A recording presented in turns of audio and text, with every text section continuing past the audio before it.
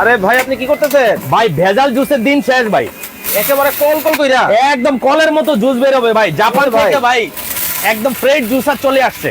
মানে দেখেন উপর থেকে গাজর খালি দিতেছে আর এই পাশ থেকে দেখেন কলের মতো করে কিন্তু কল কল কল কল করে কিন্তু পড়তেছে। এই যে দেখেন দেয়ার সাথে সাথে জুস ভাই, এক ওরে ভাই। সেকেন্ডে জুস খাবেন। আসলেই তো দাদু এই মেশিন থাকলে ভাই বাজারের ভেজাল জুস আর ইফতারির সাথে খেতে হবে ভাই না। একটু বন্ধ করেন আগে জিনিসটা বুঝে এই দেখেন আরেকটা দিয়ে কইরা নেই, এই দেখেন কিভাবে ভাই রে দেখেন দেখছেন। এই দেখেন আমি একটু জুসটা একটু ঢাইলাই দেখাই ভাই। মানে দেখেন বাংলাদেশে এই প্রথম আমরা যে ফ্রেশ জুসার নিয়ে আসছি ভাই, এখন আর ভেজালের দিন শেষ।